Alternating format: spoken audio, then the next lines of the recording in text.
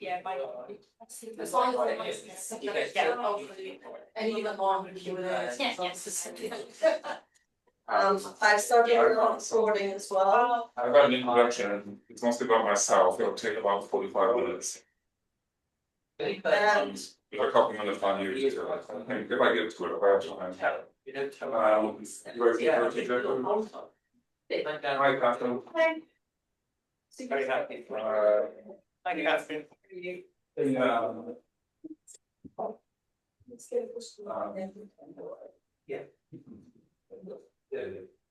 That's the I've just met Let's see, can you see the sound on?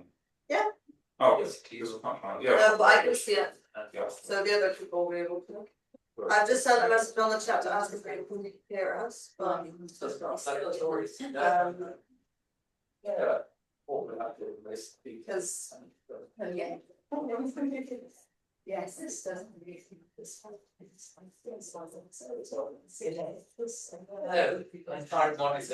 that's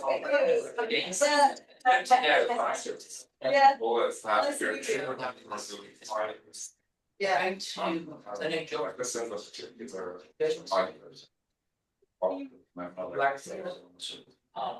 it's it worked out smoothly. I think almost Yeah.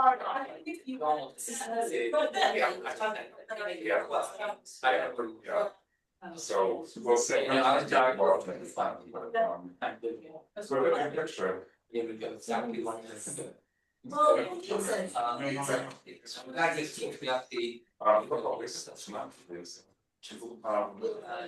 The other people say, let's look at my notes. we don't use it as long, especially if it's on totally X. We do have it, so we may as well just share it. Yeah, perfect. Just discuss. Then probably the other thing that you should think about, not that our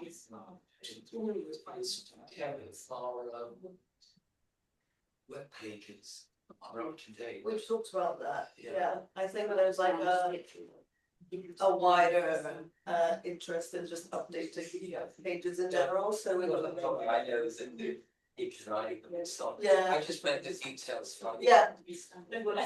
for instance, people's names. Yeah, okay. Some people have learned. Because I don't currently have access to like editing any of that, but it's been talked about, so with Megan, who's my manager, we talked about that. Someone should have administrative writing. Yes, yeah. I probably do. I'll speak to my manager about that. Necessary if it's necessary. The players to be together. Yeah. Without any technical.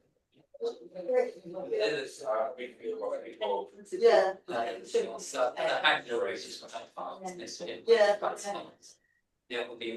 Wow. Yeah, well, you can email me the Twitter. Yeah. Some people say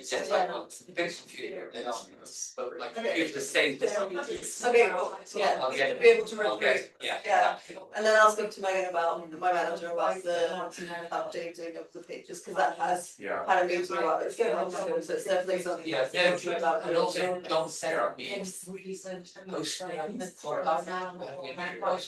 why that do we get? I think it's because there was just less money in the budget, that the five might last. It's not just the existing post is already good, if we don't use it, where we use it. Yeah. I've got a couple of No, but also that's what we speak, we just have. You see. Someone who's being, I'm not too bad, Yeah, I think it was more a case of we had the money to spend, so it was either that or it got absorbed back in whatever, I don't know how much it was, but Yeah, that's exactly what it does. so. I don't know about it. Next year, there's themselves, we don't just. So more preventative measure, yeah. Next year, expense. Talking to some of our postgrad funds, and I was saying, good to meet you. Nice to meet you. You know, it's hard to kind of control, and so, yeah.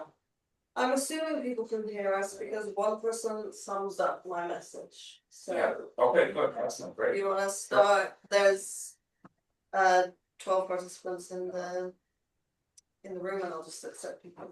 It's recording them, so. That's good. I think Therese just needs a little Okay. I think we can get started with at least my introduction to our speaker today. So I'm John, I'm the director of the Ethnicity Center. Thank you very much for coming to the talk. Hopefully if you've come to this one, you know about the other ones that come around. I forgot when the next one is. When is it? Who was that? Decoloniality of Dr. Kruger. Sorry, who? Something Sheffield. And Oh, yeah, that happens. Yeah. Good, so read the emails, come and join us, if you're online, the same thing, thank you for joining us, we're very happy to have you here. We've got an exciting lineup of the year, and it starts with Miri Song kicking things off today. And Miri and I have been talking for the last half hour about when we met, and when we first met, and all that kind of stuff, and we don't remember, but it was a long time ago, and we've been kind of, talking about different sorts of, we have overlapping interests of a number of, in a number of different ways. And Miri's been working, she's going to be talking about mixed race today, and we've done a lot of work on mixed race over the years in both the US and UK, right? And elsewhere as well? No. No, so these two The places. UK, but now Yeah. it's the US. Oh, is the US the new thing? Yeah, that's it. Yeah, okay, good. So the UK and then the US, and I haven't read the book yet, but the stuff that I have read on mixed race is not only theoretically sophisticated, but really empirically rich, and such really interesting data that Miri has presented over the years on this topic of mixed race. But I also see her, I don't know if you see yourself as this, but I see you as a kind of theorist of racism as well. Do you ever kind of present yourself that way?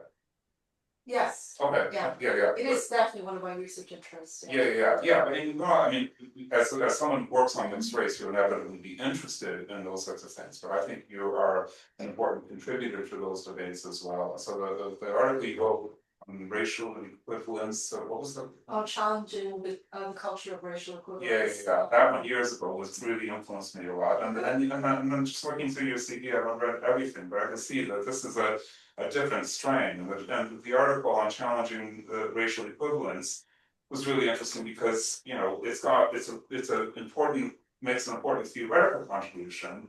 You don't really go into, your data so much on mixed race there. Right? No, it's a theoretical argument, drawing on football, English football. I remember that, yeah. Although I got apparently the name of the guy wrong. Ron Atkins or Ron Atkinson. You got the name wrong? Yeah, I spelled it wrong. How embarrassing. I played Alan with Clancy because I was going on how he was spelling it, but yeah, I remember that now that you mentioned that. But the point, my point is that the empirical work is there. So you're not the theorist of race or racism in a way that's detached from the empirical work that you've done. So the one is yeah, and so that to me is a special breed, and it's the breed that I'm quite. It's like Tarek's work in multiculturalism, right? So you do the legwork empirically, but you've also got theory in combining the two, rather than just kind of being this world of theory detached from your own empirical research on that question. So I've really benefited a lot from the insights into the topic.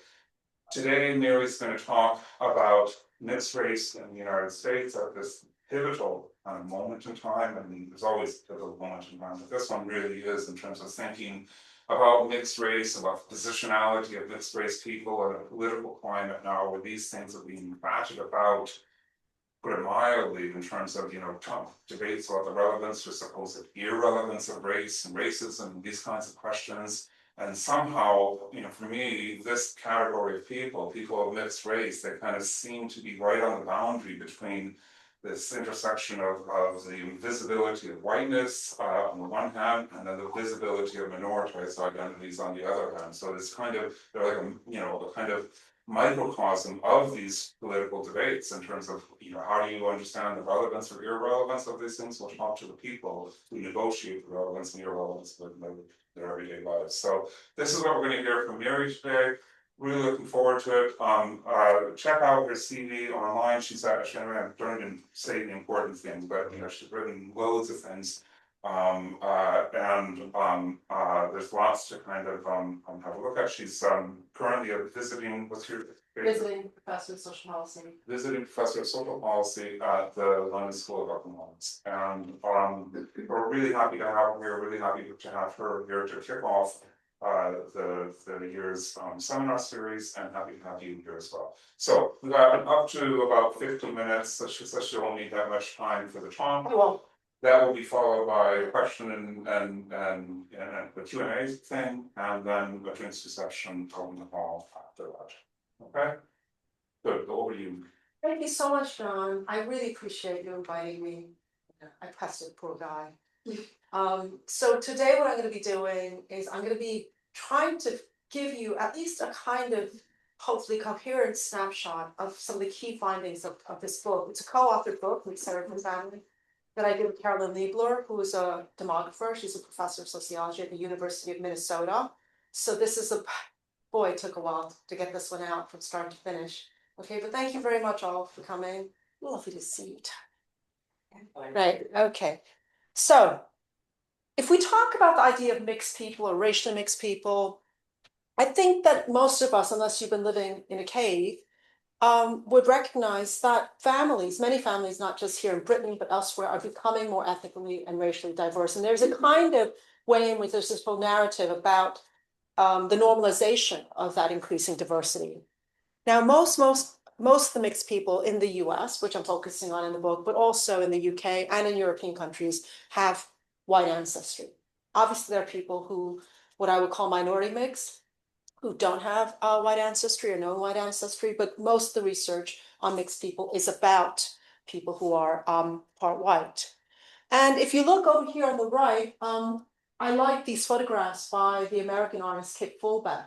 And as you can see here, you've got different kinds of mixed heritage people, and you can see that on the left they're younger, and onto the right, it's when they've matured a bit. Okay, so there's also a lot of art and just growing awareness of mixedness. And of course, this recognition of mixedness is evident in official data collection. So for instance, you know, in the UK, the England and Wales census in 2001 introduced the mixed category, okay, with several subcategories underneath, where you had to choose one of those categories within the full set of ethnic group choices. And in the US in the year 2000, I never understood, Tarek knows why, understood why we had, you know, decennial censuses at, you know, 1 year after beginning of a decade. Whereas in the US, they captured multiraciality by allowing people to multi-tick as many categories as you want under the race question. There are 15 categories. So at some point, it might be interesting to talk about the different implications of one approach of you know, capturing multiraciality that way versus another. By the way, I just want to say I don't actually, I'm not wedded to any particular terminology around the idea of mixture. I don't think there's one term that is unproblematically perfect as versus others. So I will use the term multiracial, you know, mixed heritage, racially mixed.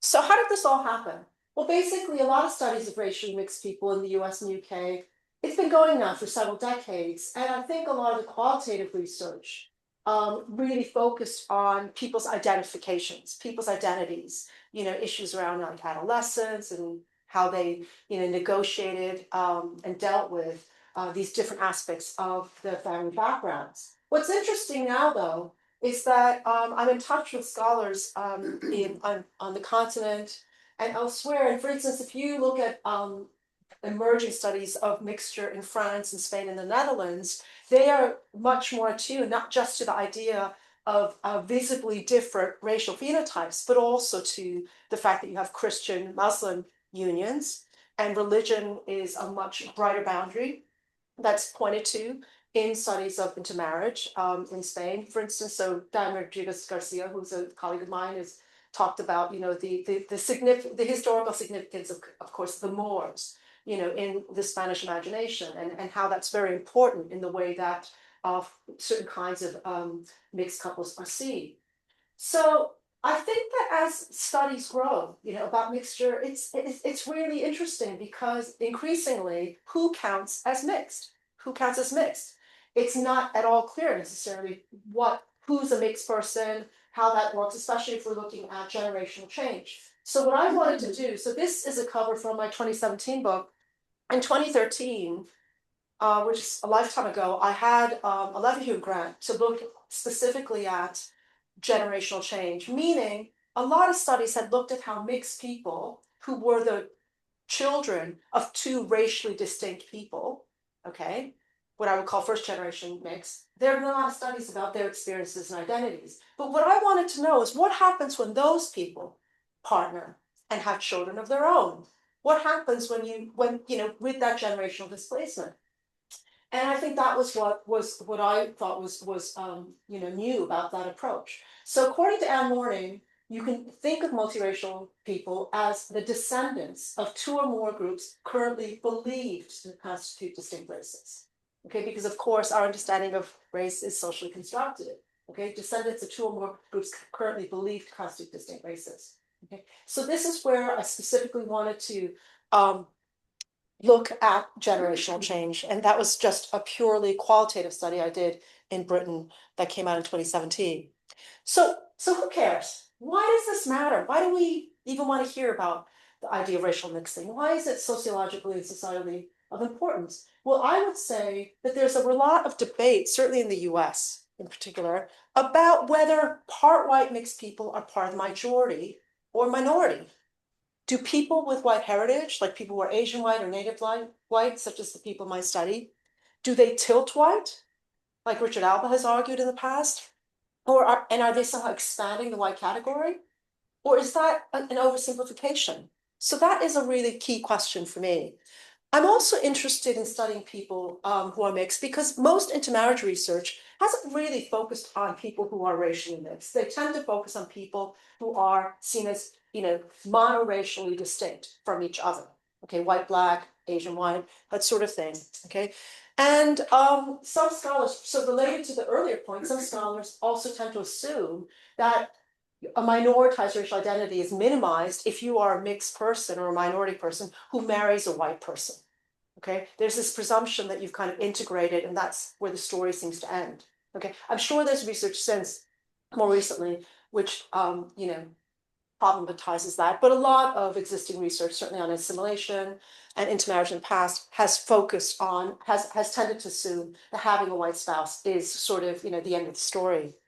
Another key area, I think, for research is that some scholars tend to assume that children of interracial unions, okay, who are reported as having a particular race, that the way the parents reported is then synonymous, okay, with the way that they were actually raised. That one can assume that the way in which they're labeled will actually reveal how they're being raised. But I'm very skeptical of that being the case, that it's that simplistic.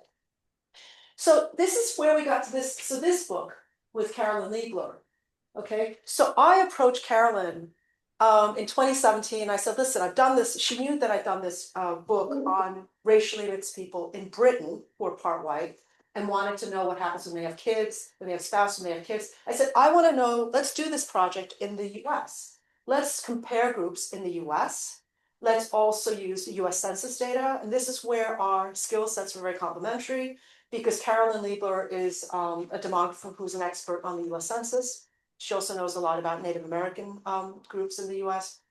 She's not really a theorist. She doesn't do qualitative work very much. So basically I said, can we adopt the kind of model that I used in the British book and bring in American comparison groups and bring in the census? So what we wanted to do is we basically said, how do we intertwine the study of how mixed people self-identify in terms of their race? What is their reported race on the census? How does that link with their choice of spouse, the racial background of their spouse? And how does that also link with the racial identification of their children? Okay, now you might think that these three elements would naturally come together or that there would be studies out there which bring these elements together, but actually there are not many studies that actually do link these together. And so we were looking at census data, okay, but also, as I'll talk about in a minute, we did a limited number of interviews as well to try to illuminate findings from the census data. We also wanted to know, how does this question, okay, vary? How does this question, that is, how do the three elements link together? How does it vary across different kinds of mixed race groups in the US? And how does it also vary across geographical contexts in the US? So you can see already here, we're biting off a lot here, and invariably, there's only so much that we're going to be able to do, but we really wanted to do a comparative study in this respect and also recognize the importance of geographical context in the way that people think about these things, experience these things, live out their everyday lives. So as a brief overview again, so we focus on 3 areas of life for racially mixed people with white ancestry: self-identification, spouse choice, children's identification, and socialization. We use interviews and the analysis of census data from 1980 to 2019. Now here, I just want to say, when we talk about finding people who are racially mixed, there are 2 ways that we were able to identify participants that fit in the census data. Okay, so in the year 2000, we know people right away who are deemed multiracial because they're people who would have chosen more than one race category of the 15 boxes in the US census. Okay, so in the year 2000, you were able to nominate more than one category. Okay, the other way that we found people, and this is not, some people might quibble with this, but I think it's important, is from 1980 onwards, there was a question about race, but also a question about ancestry. What is this person's ethnic origin or ancestry? Okay, and it was a write-in answer. So you might put, I don't know, Jamaican, Norwegian, Japanese, okay? So what would happen is if somebody had nominated one race in the US Census question, but put another description in the ancestry question, okay, that we then inferred was a different race from the race question, we counted them as mixed. Okay, now we acknowledge that this is necessarily problematic because in theory, there could be somebody who is, Norwegian, but not white Norwegian. Okay, in theory, there could be somebody who's Korean, who put that, but is not, ethnically Asian Korean. Okay, in that sense. Okay, but in most cases, the description that's written in, we inferred that would suggest mixture. So that's the way that we captured people, not in terms of mixedness. Now, there are 3 types of racially mixed people, which I'll talk about in a second. We conducted 68 interviews with mixed people, and there are 21 American Indian white, 27 Asian white, and 20 Black white. Okay. So, of course, whenever you're doing research of this kind, it's really, there's no getting around the fact that the interview sample is a biased sample. It's probably a sample that is more highly educated than the average US population. They might also have had a proclivity to be more attuned or interested in their mixedness, and therefore probably have a predisposition to report more biracially or in terms of multiple races than some people may do. But I've never been able to really get around issues around bias in that respect. So why compare 3 racially mixed groups? This is a really important part of our study.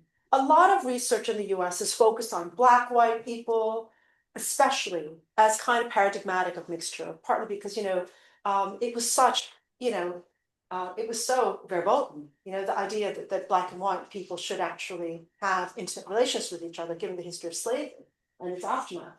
But also, I think it's really interesting to compare them with Asian white people, because Asian people have tended to be seen, even after many generations of being model minorities and successful, and et cetera, as forever foreigners. Being told, oh, you speak really good English. And you might have been a 4th generation Japanese American person whose ancestors came to California long before some other white immigrant family did.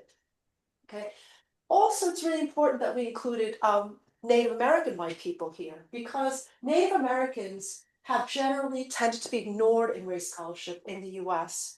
Okay, of course, the history of genocide in the US is such that they are really, really, they have a very distinctive history, of course, as a minoritized group in the US. And yet, because Native Americans have been recognized as federally recognized groups with reservations, their particular treatment and relationship vis-a-vis the federal government is very distinctive, and yet they're often not talked about or often glossed over. So that's something that we felt really strongly about.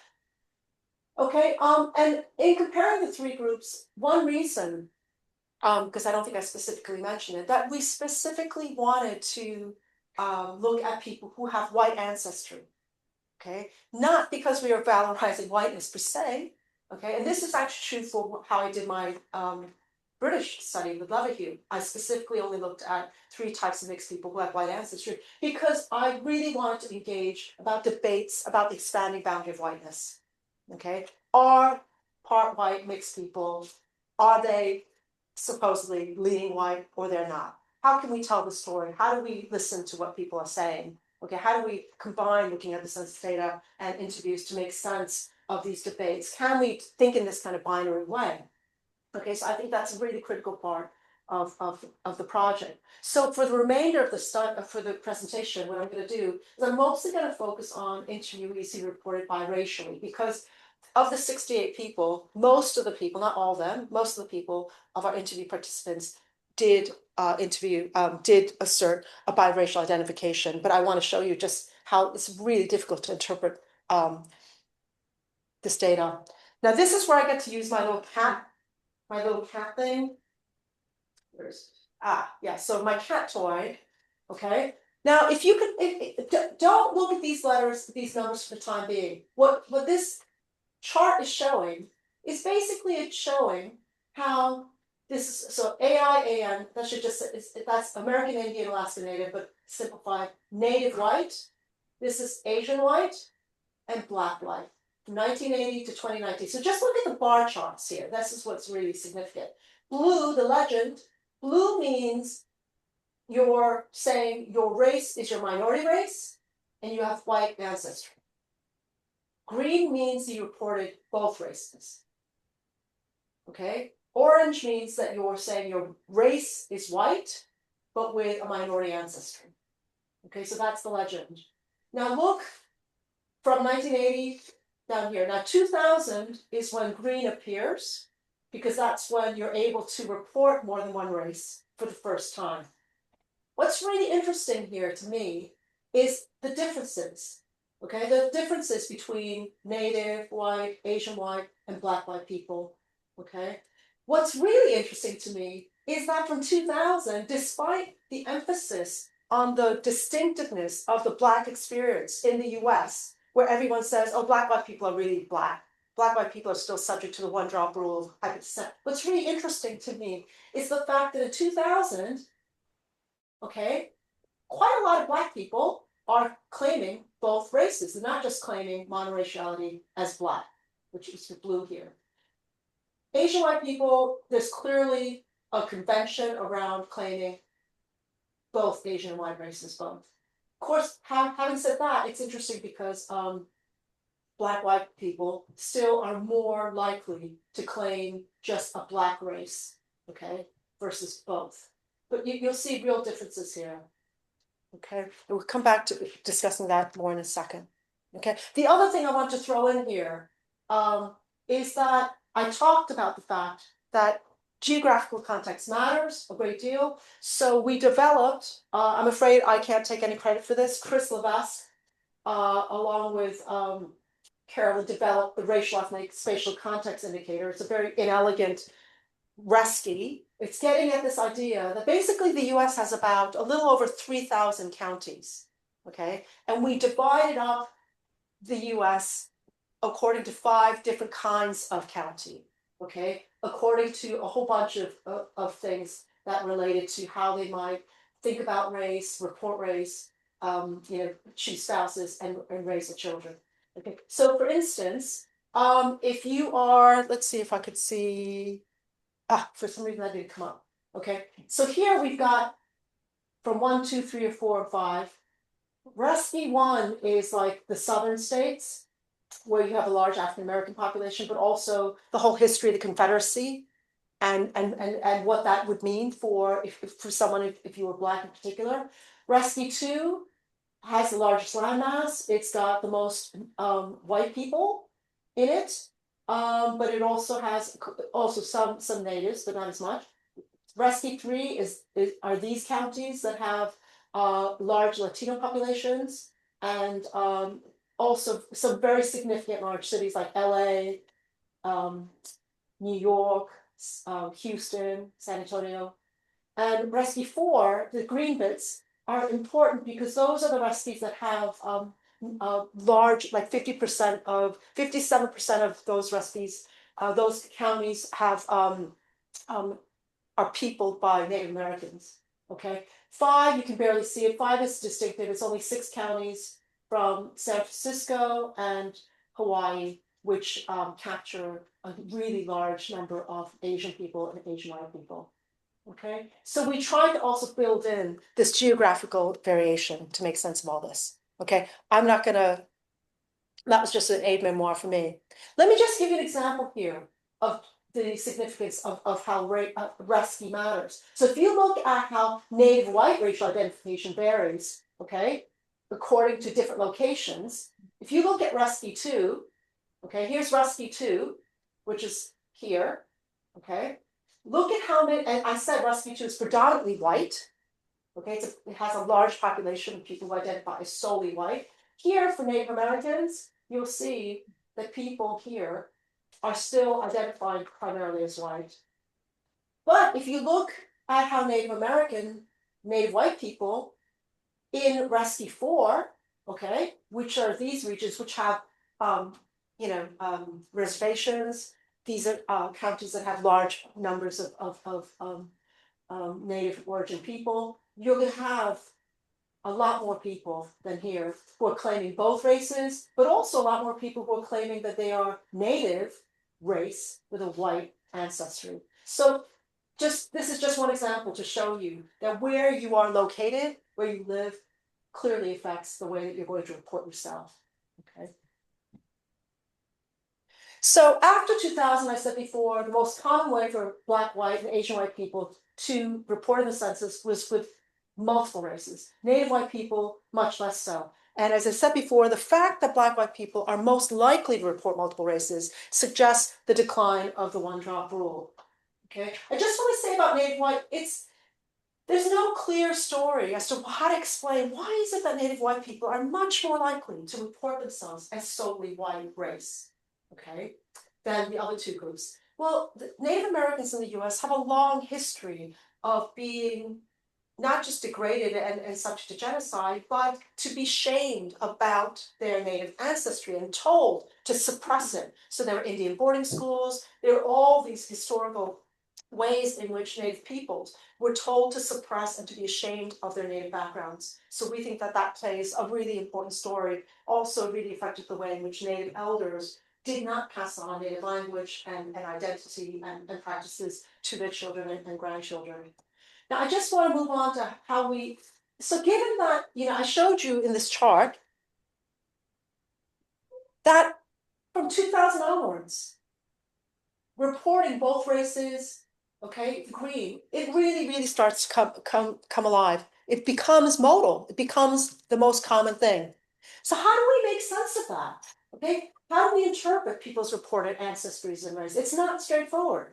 Because once multiple reporting becomes increasingly common, once it becomes a kind of convention, how do we know what that means? Okay, so this is where, of course, where the interviews are really, really important. Now, where it's actually easier to interpret is if you have people who, on the chart, who say, let's say, I'll give you the example of Dawn and Devin, obviously both pseudonyms. So Dawn and Devin are both Native white people from our interview, okay? But Dawn, she was the only person in our interview sample who identified as having a white race. Okay, white race with Native ancestry. Okay. Now, Devin, she was the opposite. She reported that she was Native race with white ancestry. able to claim that she was biracial because she did not feel that she had the cultural authenticity or knowledge to be able to make that claim. She felt constrained from being able to do so.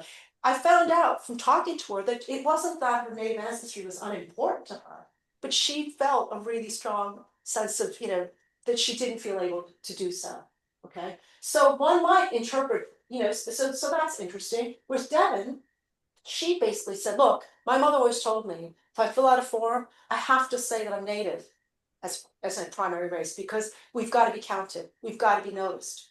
Okay, so it's a politicized act on her part. She absolutely insisted that is really, really important to her.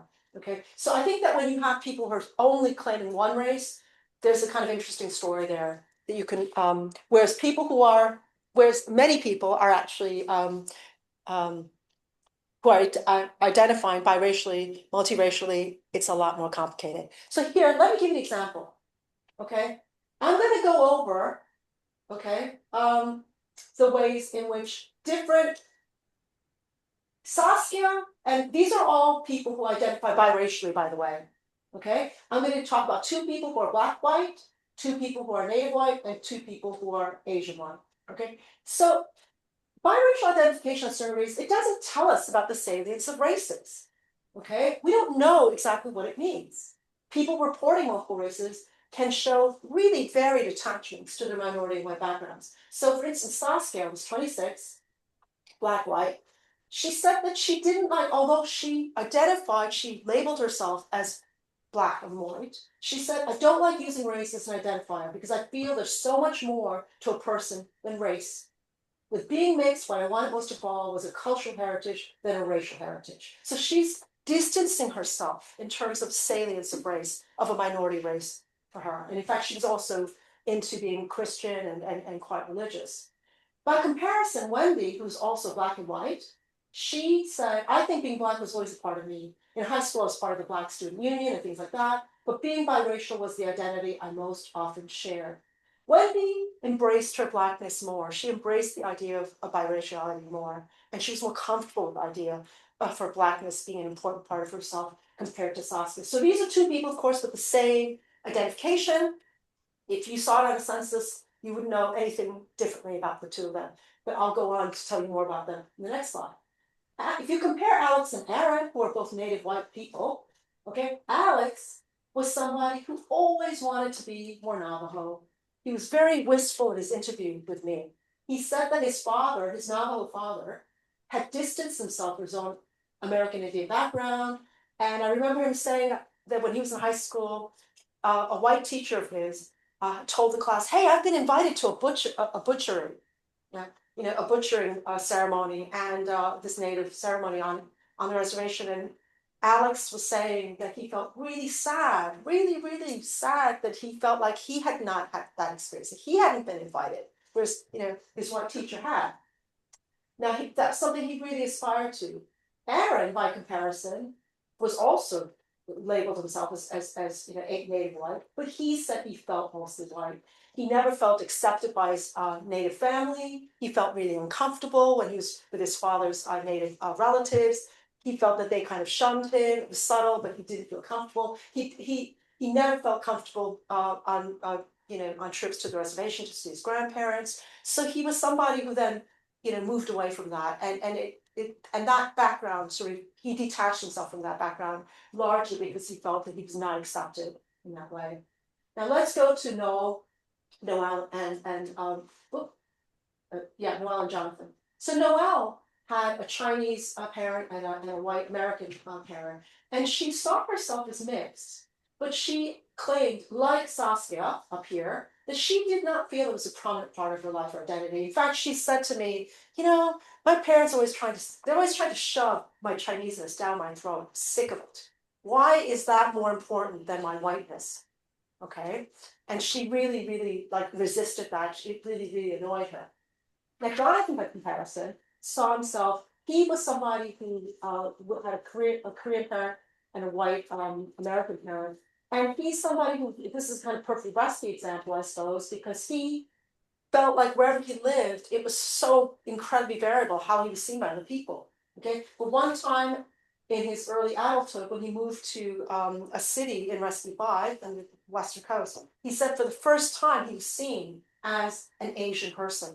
He was treated like an Asian person, he was recognized as an Asian person, and he was in an environment where he met a lot of other Asian origin people as well. So that really, really affected the way that he saw himself. So that kind of like, you know, life stage thing where you're moving around, you're trying out different things, the opportunities you have in terms of how you see yourself, how you see yourself based on how other people are seeing you is of course critical. So just examples of how the same biracial identification does not translate at all into the same kind of experiences or beliefs or aspirations. I want to move on here to looking at the relationship between how people racially identify themselves and the race of their spouse. Remember, I started the presentation by saying that I wanted to link racial identification, spouse's race, and also children's upbringing. Okay, so we're looking at a second element here. Okay, now, basically, the picture here is that someone's reported race, which is here. Okay, sorry, this should be American Indian, Alaska Native, just see that it's Native, white, Asian, white, black, white. Someone's reported race is very predictive of the spouse's race. And the spouse's race is what you see on the bar charts here. Okay. So if you're somebody who's native white and you say that you have a white race with a native ancestry, you're 97% likely that you'll have a white spouse. Okay. The legend here is you can either have a white spouse, a spouse that has same racial mixture as you, a minority spouse shared with you, or a spouse that's in white, gray, which is none of those things. Okay, but what's interesting is you can see clearly that there is a correspondence, okay, especially between people who say they're white in their race, here, here, and here, even for people who have black ancestry. Also, what's interesting is if you look at the bottom, people who say they're emphasizing their minority race, the white ancestry, here, here, and here. Now, what's really striking is that people who say that they're black race and white ancestry, they're much more likely to have a black spouse, okay, than here and here. The only thing I would say about that is before you go running away with that statistic, remember that the number of people who are black, white, mixed heritage, or saying that they're just black with white ancestry is really diminishing, remember? Because it's becoming modal to say you're black and white, okay? The other thing I would say, and we'll talk about this more in a second, is participants with white spouses. There are all these people with white spouses here, okay? Participants with white spouses vary a lot in their attachment to that the BIPOC is black, indigenous, people of color, heritage. And they varied a lot in their racial consciousness. Okay, so that's something I'm going to talk about as well. Is that people with white spouses, one cannot assume that they're in a certain type of relationship just because they have a white spouse, nor can one assume that the white spouses themselves are uniformly uninterested in race or minority heritage. Okay, so the key takeaway though here is that there is a relationship between the mixed heritage person's reported race and their spouse's race, which at some levels is unsurprising, but okay. So we're going to go back now to the same 6 people that I mentioned in the prior slide, okay, and look at the relationship with okay. Now Saskia, remember, she de-emphasized race. She said she wasn't interested in that as an important part of her. She had a white spouse, so that's not a coincidence that her distancing herself from her her blackness and as a minority heritage. She said that she was more attracted to white men, that she also felt it's important that her white spouse was a Christian. Also, because I don't have time to go into all the stuff about the children, she said that her son was reported biracially, but they were bringing him up in a way that emphasized the idea of their son being individualistic, not specifically defined or raised in relation to a particular race. Now, Wendy, though, by comparison, remember, she also was biracial, but she felt that blackness was central to who she was. She had a black spouse. And in fact, she had a really interesting story because she grew up not in the South. She ended up going to do some higher education in the South, and she met her husband. And she said, he's as African-American as you can get, as African-American, Southern Black as you can get. And I asked her what that meant, and she was saying she'd always had a prejudice about the South as a Black person. She'd always assumed that it was racist, horrible, that she never wanted to be there. And once she married this guy and they made their life in the South, she said that she became immersed in a whole culture, a network of Blackness, which she had not gotten to experience before, which she loved.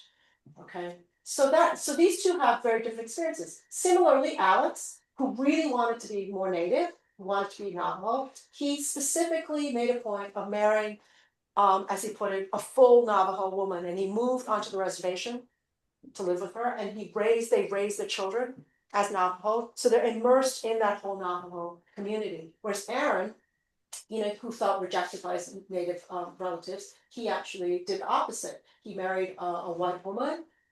He reported the children as biracial, but he said basically that he didn't have much in the way of Native culture or culture to be able to pass on. Noelle and Jonathan, here again, Noelle had a white spouse. She resisted, her parents shoving her Chineseness down her throat. She married a white man, and she reported her children biracially, but she claimed it was just a kind of normal upbringing. And usually, what that reveals is that when people talk about normal, it just usually means that they have the luxury of not thinking about being a racially marked person or family, which is what most white Americans say. Okay, Jonathan, by comparison, once he became recognized, once he moved to this Restley 5 city as a kind of Asian person, he was then in a situation where he met all these potential Asian partners, and he and his wife, who also happened to have Korean identity, they moved into they ended up sending their daughters to a Korean immersion school. Okay, so everything changed for him in that respect. Okay, so there are clearly links here between, again, identity and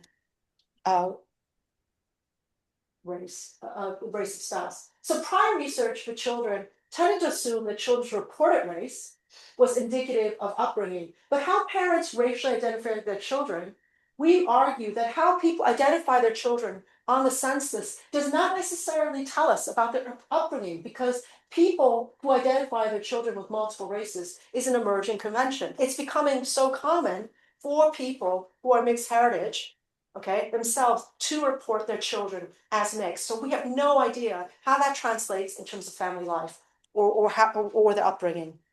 Okay, and we would argue actually that based on the interviews, the racial background of the other parent, okay, that is the racial background of the other parent, what is the racial overlap between the mixed heritage person and their spouse, that is much more revealing of children's upbringing than the child's reported race. Okay, so just develop this idea a bit more. Participants with spouses with a shared minority race. So let's say you're Alex, you're Native white, and you have a Native spouse. That's the shared minority race is your nativeness, or Jonathan was Asian white who had an Asian partner, and their sharedness is the shared minority race.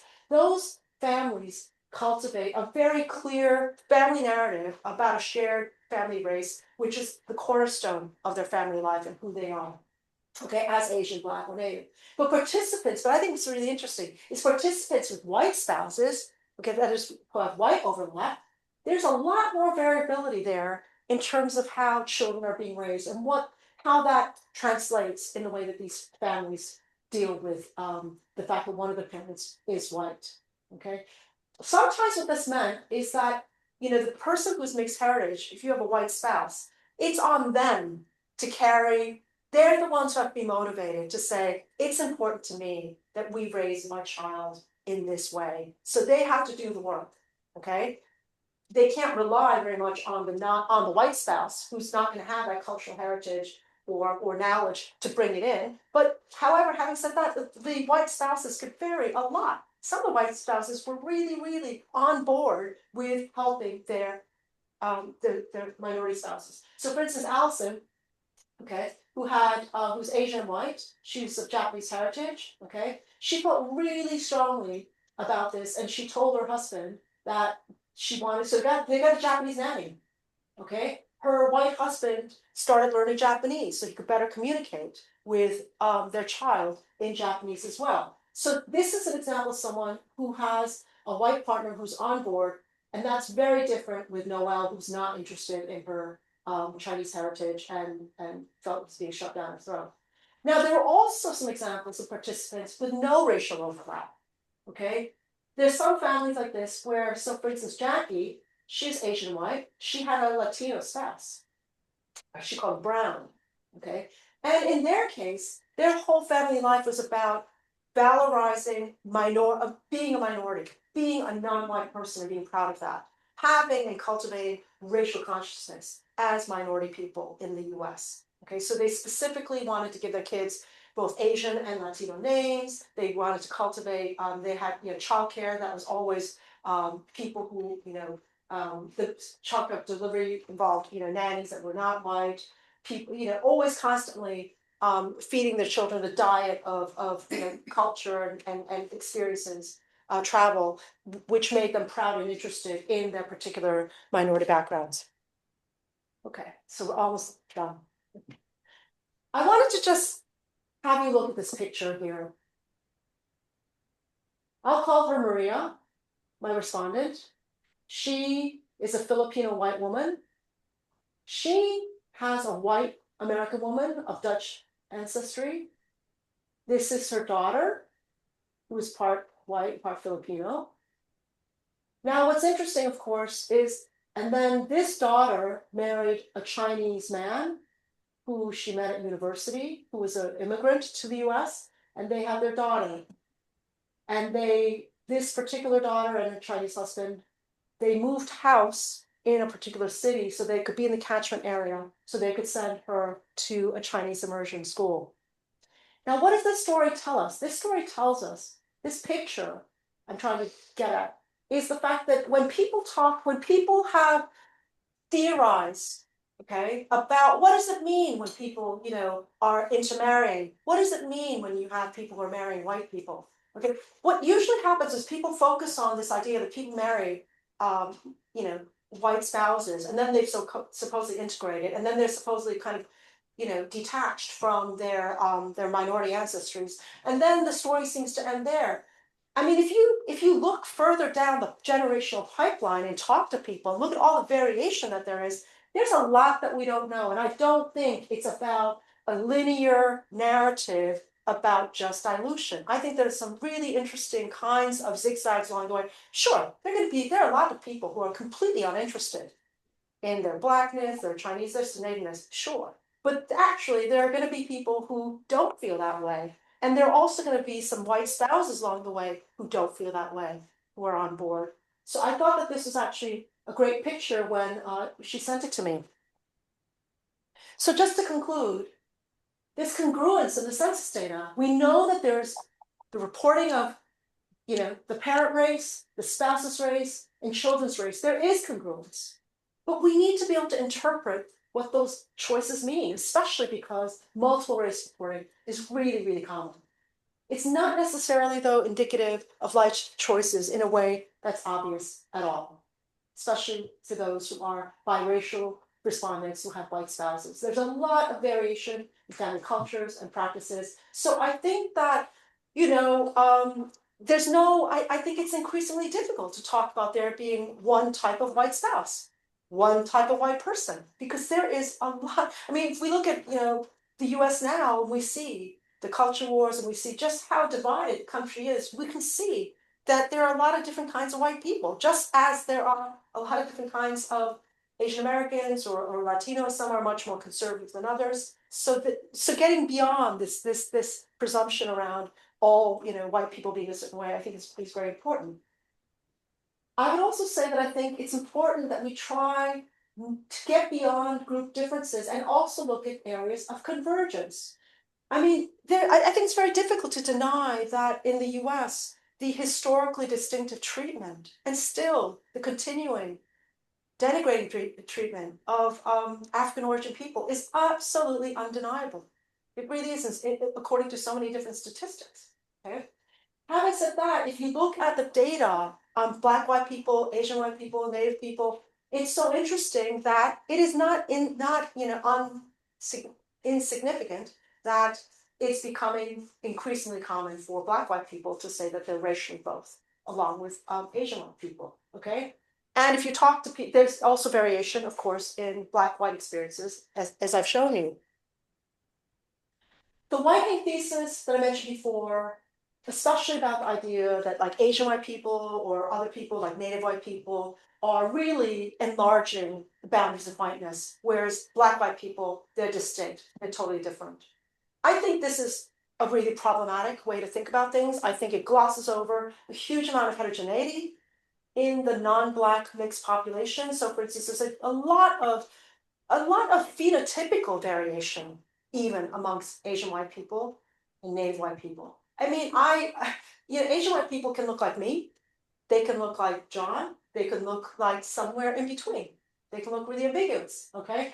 I just think this idea that, I still think that in many, many contexts, many, many scenarios, the way that we perceive people visually, especially, and of course this will vary a great deal depending on where, if we're talking about we're in Amarillo, Texas, or in the deepest swamps of Louisiana, or New York City, or Oregon, or Portland, it all depends where you are.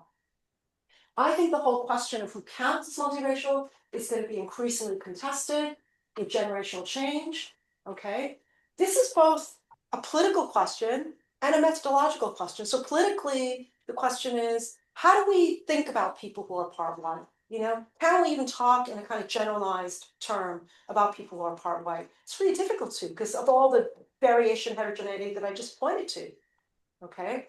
And yet there is a lot of discussion and debate about whether people who are multiracial should be deemed minority or majority. Or maybe these are terms that just, maybe these binary terms are not terms that are going to be as useful, certainly, as in the past. But methodologically also, how are we going to capture this? And different countries have approached this differently. But what exactly it captures is also a big, big question. So just to finish, I just want to say that I think that our findings caution against kind of easy, facile predictions about race relations and looking at how mixed individuals identify themselves and children on forms. It is really messy, it is really complicated, and that's why journalists hate to talk to me, because I never have some easy kind of silver, bullet to give them and say, here's the definitive account, here's the definitive finding, because I can't give you one. Okay, thank you.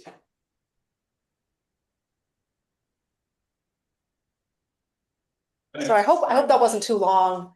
I think I went for about 40 minutes. We got about half an hour, have a seat, like half an hour for questions. Sorry. It's hard to talk and listen at this time of the day. And for people who join us online, I get creative. Raise your hand, put something in the chat. Can you see the chat if you need to? I can. Yeah, so just be nice to let us know if people have questions online, or we might be able to see it here as well. So questions. Therese. That wasn't hard to listen to. I'll stay with it all. That was super fascinating. And thanks, for presenting that data. It was so interesting to see the difference that county makes in terms of what? The data you present on counties. Oh, right, That yeah. was super interesting, and also the differences. I was particularly struck by the identification trends that we saw for Native Americans, and particularly in much more often to identify as white. Sorry to interrupt. Can I turn the light on? Oh yeah, sure. I just think it would help me be a bit more alert. Sorry. God, yeah. So Thanks. just super interesting data. So thanks for that. Really fascinating. So the question I have is just sort of stepping back a bit and thinking about in the US, the kind of social, public, but also academic kind of appetite for thinking through the implications of minority mixedness. So I know you've got a very particular set of parameters to look at white and minority and mixed experience, which you present all kinds of good reasons for that kind of selection. But I was kind of intrigued about what the levels of interest are in thinking through minority mixed identities and experience and what that signifies for American life. And I suppose when I was thinking about it, it was quite a weird incident lately with Robert Jenrick going to Handsworth and talking about it as being No white faces. no white faces, Yeah, so obviously this is an integrated area. Yeah. Whereas, you know, if you take any measure, Yeah. this is a super diverse area, and that's, you know, the integration indicators are really high. Yeah. Because of, you know, the levels of interaction with businesses and the way that the spaces are shared, Yeah. you know, in that kind of neighbourhood. So it just got me thinking, you know, in terms of like kind of mixed experience, like the minority mixed experience Yeah. would also be on the increase. Yeah. And what's the kind of levels of, you know, kind of social, public and academic interest in documenting Yeah. and thinking through the implications? I think that, nice, is it Teresa? Yeah. Great. Yeah. Teresa. Thank you for your question. It's a really important question. I mean, in a book I did with Peter Aspinall many years ago, we did have a sample of minority mixed people, and I think they are a really important emerging population here in Britain and elsewhere. I think that I would say that in the US, minority mixed people don't register, at least in the public imagination, as one that requires that much concern or thought, because historically it was always about protecting the boundaries and privileges of whiteness. It was always about what happens when people start getting jiggy with white people, you know, because we don't want white people mixed with other people, because then it denudes whiteness of its purity and its status and its privilege. So I think that that is, you know, numerically it's smaller. There we particular pockets with single common, but it's not seen as a kind of socially live issue in the same way. When people are up in arms about these kind of xenophobic discourses about is the white population decreasing? You know, well, it depends on how you count them. You're going to count people who are part white as adding to it or detracting from that population, so that it gets at those kinds of. Whereas minority mixed people, I think, you know, a lot of people just think, well, they're just not white anyway. So that if they want to combine that, fine with me. One way in which I would say the minority mixed population does engender some sociological debate and interest is that most scholars of race in the US would say, oh, if you're, they talk about the fact, and I think there is a lot of basis for this, that if you are, let's say, Asian and Black, your Blackness trumps your Asianness. Okay, so there are ways in which certain racial backgrounds are deemed primary, and you know they kind of, you know, they will obscure the other one. You know, so there are interesting accounts of, you know, like Miss Japan, I forget what her name is, Ariana, someone who's Black and Japanese, and she's this absolutely beautiful woman, but she is seen predominantly as Black, as most Japanese, by the Japanese people, and other people. I'm not sure that's sort of answering your question, but I think it's getting more attention, but I don't think it's much of a kind of, it's not like a public policy issue in the way that the growth of part white people is seen in the US. Yeah, I mean, like you said, to give you kind of insight about what's driving the interest in mixedness, isn't it? Which is that preoccupation with the boundaries of whiteness. Thank you. Yes, ornament. I had two questions, if that's all right, if there's time for that. Thank you so much, first of all, that was really, really fascinating. I was wondering, first of all, where Lattinness sits within your research, if anywhere, because obviously, you know, the national image of so many Latin American countries is one that's sort of a priori mixed, but then once you go to the US, you're not really seen as, you know, Latin identity isn't seen as a mixed race identity, it's seen as like racialized as Latin. And secondly, I was wondering whether in your conversations, people were very explicit in where their narratives of mixedness comes from. This just reminded of about 10 years ago, it almost being a bit of a meme of someone doing an ancestry test and finding out that they're like 1/24 Native American, and then claiming a Native American identity that seemed almost more biologically given and sort of mediated by these massive corporations rather than culturally given. But then also there was a massive sort of backlash which may have prevented people from exploring the cultural side of things. And I was wondering if people had a clear sense of where their mixedness, whether that was a cultural attachment or a sort of biological, quote unquote, one. Okay, let me start with your first question, a really important question. We didn't include people of Latino background because in the US Census, it asks a question, not just what is your race? You know, asks, there's a separate question about whether you're Hispanic. And that's considered historically an ethnicity. And so we couldn't bring in, we couldn't use people who had said that they were Hispanic into the data set that we were looking at with the census. Having said that, I think things are changing with the US Census. We know, for instance, that when people are so-called Latino or Hispanic are of all different races, white, mestizo, native, Indios, black. So of course, I mean, that category, incorporates lots of different kinds of racial mixture already and racial difference. But in terms of each year, every couple of years, the US Census data is changing. The way they code data is changing. It's absolutely maddening in terms of being able to use comparable data from one census to another. But I think there's a lot of evidence to show in the US that Latin Americans see themselves as raced. And some people consider themselves of race. Okay, so there's a real, kind of disjuncture between officialdom and how it is that people are seeing these categories or understanding themselves on the ground. In terms of your second question, if I understand you correctly, I think that there are different motivators and bases for why people will claim mixture, but there are many inhibitors as well. It's true that there are studies of DNA testing, and it's true that these companies are raking it in. And some people want, I mean, this goes back to Mary Waters' absolute groundbreaking study in 1990 of white American ethnicity from 1990. It's called Ethnic Options.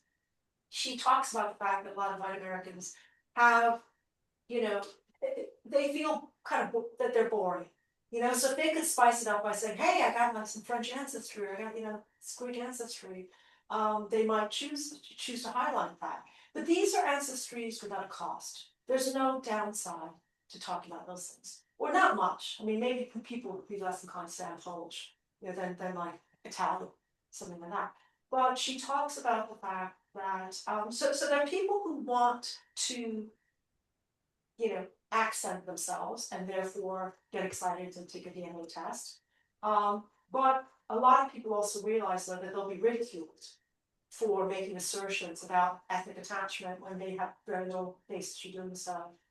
So I think that depending on, there are interesting studies going on right now about DNA testing and how that actually influences identity. But most of the studies that I've read by like Wendy Roth and others suggest that these are pretty minimal effects, that most people don't really change the way they see themselves. Thank you so much. Sarah, please. Thank you, Miri. That was really interesting. On your last slide, you said who counts as multiracial will be increasingly contested. I'm sure it's likely to be true, but I'd like to hear more thoughts on that. Having said what my question is, let me pave the way to that question by adding a couple of comments.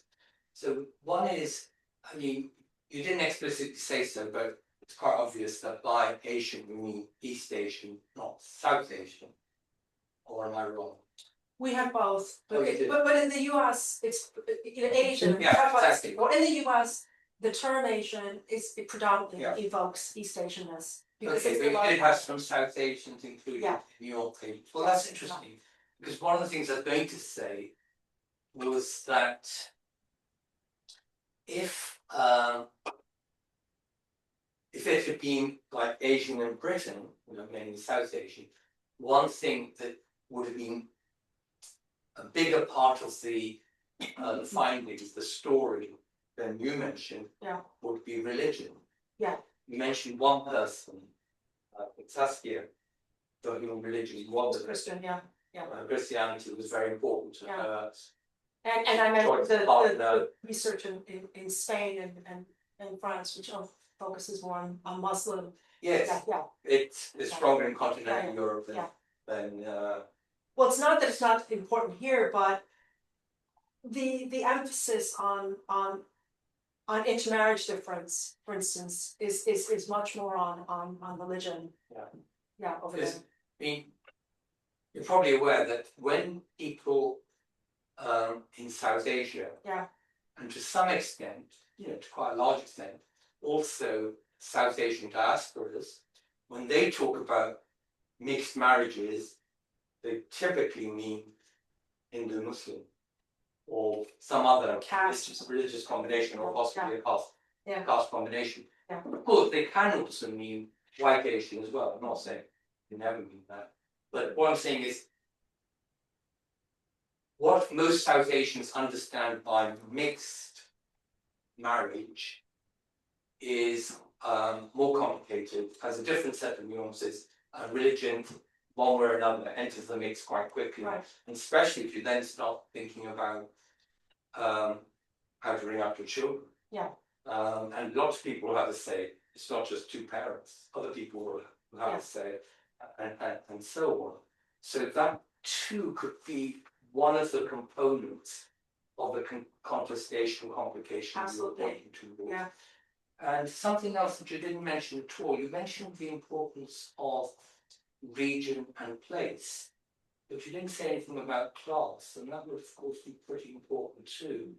I mean, just by throwing out this statement that someone, I can't even remember who, and perhaps not a very academic statement, but someone once said, I don't know, let's say 20 years ago, about Britain, was that in with mixed couples, black-white mixed couples tended to meet in a pub or club, but white-Asian mixed couples met at university or in a professional setting. So that immediately suggests a class difference. Well, it doesn't immediately suggest it, that's overstating it. But the person who made that comment was trying to suggest a class difference. And there actually is a class difference in terms of those two sets of mixes. And I would have imagined in America, no less than Britain or anywhere else, the findings that you're presenting would also be influenced by class. So those are a couple of remarks towards the general question about what kind of contestations or complications you foresee. And perhaps I'll throw one more in, and that is something you mentioned yourself a couple of times without drawing out the implications perhaps, or some implication, but here's another one. So something like Richard Alber's view about the expansion of the category of white, or of mainstream. Now what's interesting is that he says, you know, in the preface and various other places, he said, look, all those people who are anxious about the shrinkage of white people in the population and replacement and so on, yeah, you've all got it wrong, because actually the white category is going to expand. Yeah. And you're saying, well, actually, that's not to be taken for granted. It may in some ways, and it won't in other ways, and so on. So his kind of liberal sweetener response to white majoritarian anxiety is something that your research is not supporting. No, because I think that we're really clear in the book that we object to the suggestion that people who are part white, who aren't part black, okay, are basically akin to being white people. Okay, they're just being homogenized as white people. There is important socioeconomic data to show that people who are Asian white and such are much closer to white people in terms of their income than, let's say, black white people. But I think that the generalization here is one that completely obscures any possible variation in the not just the way people live their lives, but what people even want, the way that they aspire to be in their relationships with each other, even if you have a white partner, or if you have children you're raising a certain way. I just think you have really different pockets of people who have very different desires and aspirations and politics. And I think it is highly problematic for him, not religious, God rest his soul, he departed recently from this world. And I really respected him, and I really disagree with him in this book, in that way. To go back to something you were saying about class, yeah, yes, I did say at the beginning that, of course, because of the sample, the incredibly biased sample that you get with when you're doing snowball sampling and trying to find people, but it was definitely going to be biased toward a more privileged higher education set of respondents. Having said that, it's interesting because I would say about half of those people who were college educated were people though who came from pretty working class backgrounds, who came from pretty poor backgrounds. They talked about having, very little money or being on food stamps, really having parents who scrambling to make a living, etc., etc. What I would also add to this story, which I think is interesting, is that one of the things that Carolyn and I found really surprising is that we didn't find gender differences when it came to, okay, we're dealing with a limited sample. We have 45 women, and no, 25 men and 43 women. So that's already skewed, which is often the case in these kinds of studies. Okay, just getting male respondents. Now, if you look at the data on intermarriage, not only is it the differential. So let's compare Black-white intermarriage in the U.S. with Asian-white intermarriage in the U.S.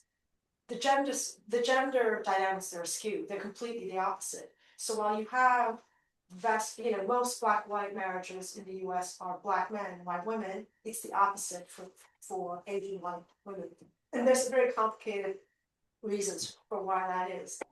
So we know that there are gendered spousal markets in terms of the way people choose and desire people on online dating. There's all these studies like this and that, marriage patterns. But what is interesting, so we knew that going into the study, but what's interesting though, if you look at these families, is that we couldn't discern, again, very limited by sample, we were not able to discern a gender pattern in terms of whether the mixed heritage person was a man or a woman to us.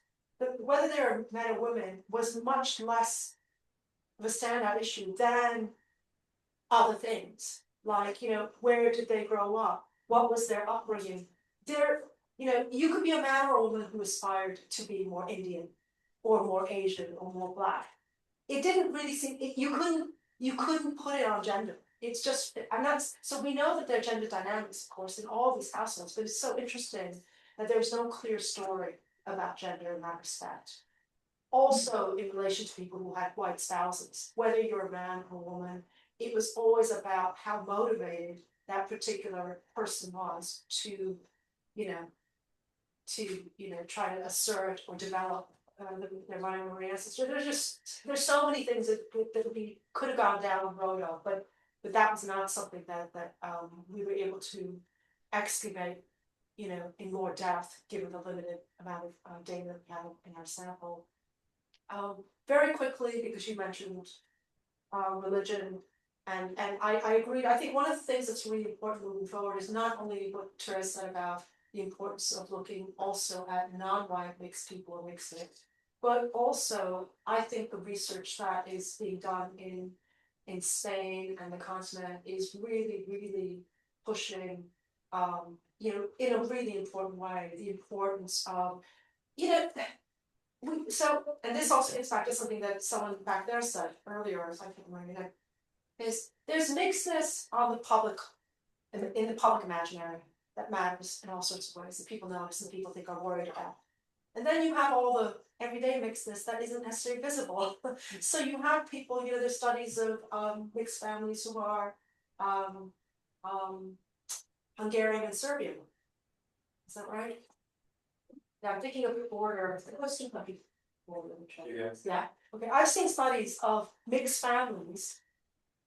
You know, to the other people do not seem to look any different from each other, right? Who have huge consequences in the way that they live their lives, how they raise their children, what language they have, right? So you have this really interesting situation where, in terms of lived experience, you know, it could be true in relation to South Asian cultures as well. You have all this difference and mixture within families that are seen as inconsequential in the wider public, and yet everybody's obsessed about seeing people, you know, like, you know, what color is the skin gonna be? Oh my God, you know, these people are look different, and they're mixing. And of course, yeah, you can have two Londoners who really share all the same cultural references, but all really share a great deal.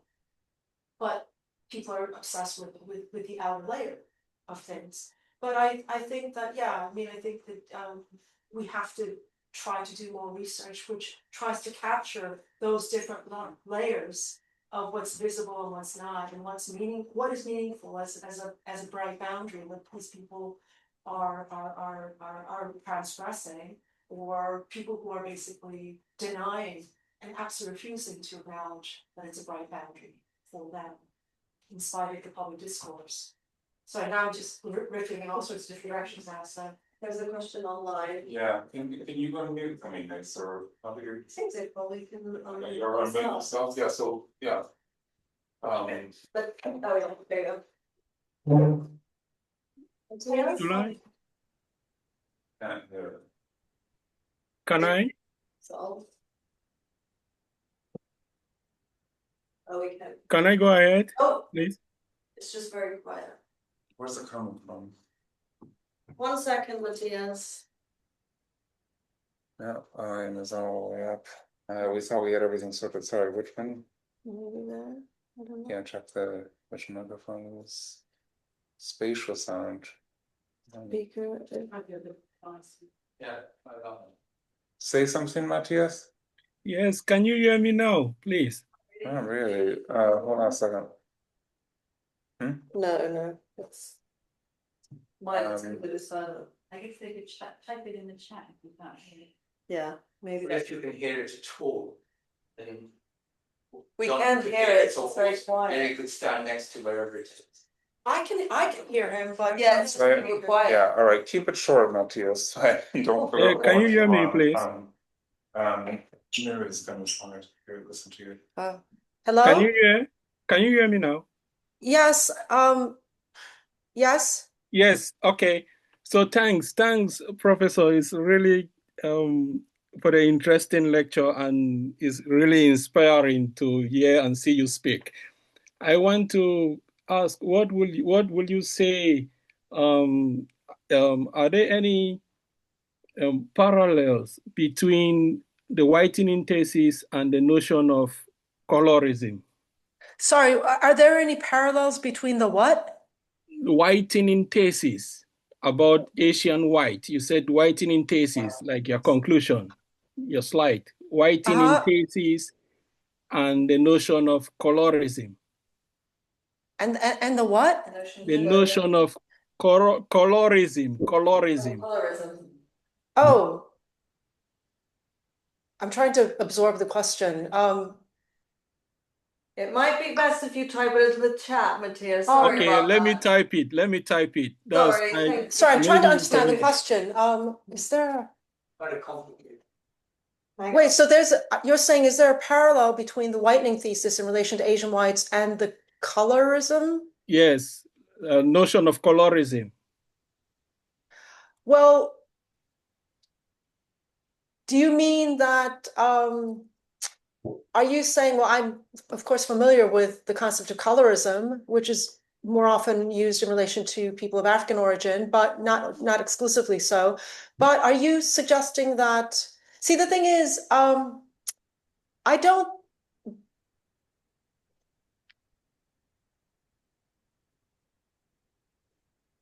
well, there is certainly a lot of phenotypical variation amongst people who are Asian and white, as I said before. And presumably there are going to be some people there who want to and are very happy to look white. On the other hand, there are going to be people who certainly don't see themselves that way and do not wish to see themselves that way. And even because the logic of colorism, of course, is one which favors the appearance of people who appear white. But I don't think that we can impute any particular kind of desire or aspiration on the part of mixed people to look a certain way, even though one has to recognize the fact that dominant beauty norms, for instance, are ones that tend to valorize people who are more light-skinned and who are considered more beautiful if they look more European than not. I'm not sure if I'm in any way going in the direction that you're making any sense for what you're asking. Well, yes, thanks. Thanks for the remarks. Thanks. Or if maybe somebody else understood the question better than I did and helped me out. I have, okay. Anyway, thank you, sorry. Thanks much, sorry for the technology problems. One more thing to sort out. Toward wine and nibbles soon? Yeah. You've got 4 minutes. We're gonna send the Q&A for another couple of hours, so Catherine has a question, I have a question, and then you have a question, so yeah, so Catherine. You know what, I haven't seen you in such a long time, it's only just, hi Catherine. I'll say my question. Catherine, you don't age, so. I'll save my question for the drinks, and then why don't we take both of your questions in at the same time, and then you can cook them together. Yes, my brain cells are starting to evaporate. I realise it sounds like an essay question, but in the context of all of this, is the notion of homogamy still useful at all? Yes, because the vast majority of people are still in homologous relationships, in racially homologous relationships. And in fact, I think that what's really interesting is, I put all this emphasis on this subset of people who are mixed or mixing, the progeny of mixed relationships. But, what's striking is that just how the vast majority of relationships are still racially homogamous. And not just that, it's just assortated mating across class, education. I guess I thought your emphasis on complexities of identification and desire and lived experience, and your use of overlap rather than kind of the rational overlap. Yeah, I thought that nicely sort of complicated and moved on a little bit. So sometimes it's used in very simplistic ways, isn't it? Well, I've been banging on the same way on this for years since I can't remember, was it 2015 where I read this article about the importance of racial overlap, because there's no convention, right, for how one determines what will constitute intermarriage for someone who's mixed. So it's like what overlap is meaningful, what overlap is even recognized, and is overlap the right way to think about it? And of course, in these cases, the people I'm talking about, white racial overlap is just glossed over because people don't want to sit there and look like they're proud of their whiteness. And in most people's cases, they don't have a meaningful attachment to, let's say, Dutch or French ancestry going back, a long time, as opposed to more recent immigrant groups who are deemed more culturally distinctive anyway. So I think that, but I think people who are not white, living in a lot of the counties that are predominantly white, you have to make a real bloody effort to find, it's like you have to really make an effort to find somebody of your same background. You actually have to really work at it.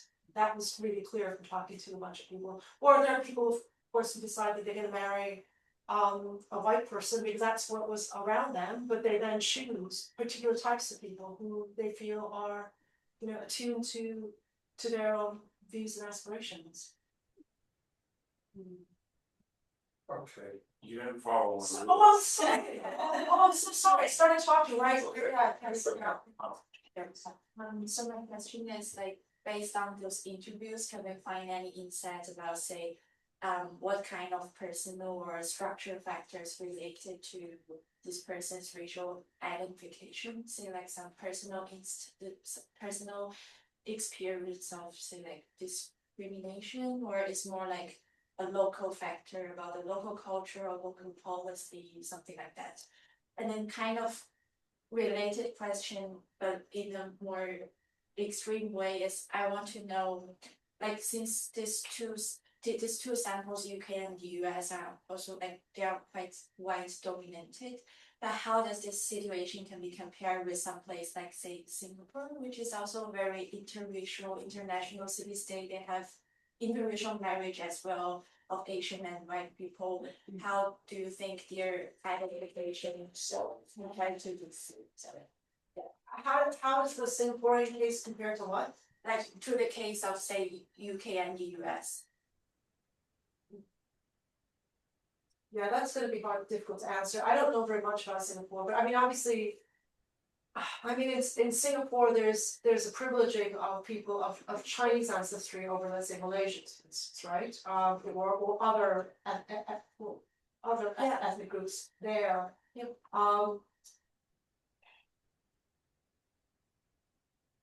I guess my question is more like, is this biracial identification thing more important, or like the whiteness is more important in the UK and the US compared to another place when the white race is no longer the dominant race? More important in terms of what, like determining life chances or status in Singapore versus here. I mean, I don't know enough about Singapore to say, but I would not be surprised to. I mean, to the extent that people who are part white have historically always been privileged in all sorts of ways. I guess what I mean is like people are more struggle with this, or like I guess like in Singapore maybe a mixed race people, I mean, I don't know, maybe they're more relaxed about being white or being Asia, because Singapore is a multiracial place compared to the UK. You know what? I don't really feel like I'm qualified to say, because I don't know enough about Singapore, to be perfectly honest. You know, I think I can say something. Yeah. I don't know nothing about Singapore, but you have different. I mean, I think there are racialized hierarchies in both countries, and so it's how race connects with social status, with social class, and those sorts of things. So, I think that would be that would have an influence on how these sorts of questions would play out differently in different countries. So in Singapore, it's not the same kind of racial. You have strict, from what I know, you have strict kind of racialized understandings of different groups in Singapore, multiracialism, and then there are more perhaps flexible understandings of racial hierarchies according to that racial classification. And then just like in the US, and whitening questions and whiteness and this sort of thing, there's a dominant kind of racial category, and then a series of other kind of subordinate ones. And people sometimes have an idea of how those are organized, sometimes those ideas are different, but I think that has an effect.